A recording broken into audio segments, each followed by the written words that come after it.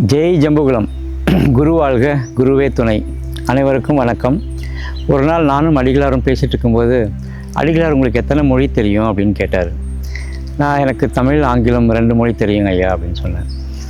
அப்புறம் இந்த இந்தியாவில் எத்தனை மொழிகள் இருக்குது அப்படின்னாரு. ஒரு 1600 மொழிகள் இருக்குங்க ஐயா, நிறைய மொழி அழிந்து விட்டது அப்படின்னு சொன்னேன். இந்த உலகத்தில் எத்தனை மொழிகள் இருக்குது அப்படின்னாரு.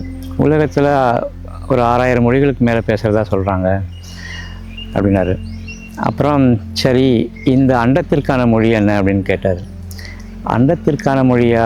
நான் கொஞ்சம் யோசிச்சுட்டு, இந்த உலகம் ஒளியிலிருந்து தோணுனதாக சொல்கிறாங்க, ஓம்ன்ற பிரணவ மந்திரம், அதனால் ஒளி அப்படின்னு சொன்னேன். அவர் இல்லை அப்படின்னு சொன்னார்.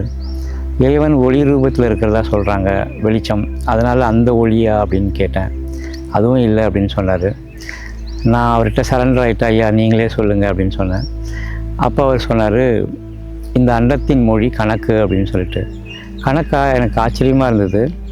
அப்போ தான் நிறைய மனக்கணக்கு, வீட்டு கணக்கு, லாப கணக்கு, நஷ்ட கணக்கு, இந்த மாதிரி பல கணக்குகள் இருக்கிறதாகவும் நமக்கு கேள்விப்பட்டிருக்கோம் இல்லையா. எனக்கு டக்குன்னு ஸ்ட்ரைக் ஆச்சு. எஜமான் படத்தில் கூட ஒரு வசனம் வரும். 4 விதமான கணக்குகளை சொல்லுவார். பணக்கணக்கு, பதவி கணக்கு, மனிதர்கள் கணக்கு. ஆனால் இறைவன் அல்லது இயற்கை போடுற கணக்கு, அந்த இயற்கை போடுற கணக்கு தான் தப்பாது அப்படின்னு சொல்லுவார்.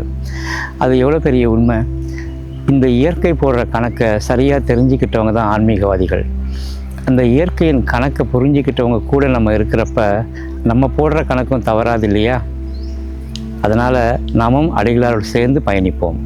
நன்றி, வணக்கம்.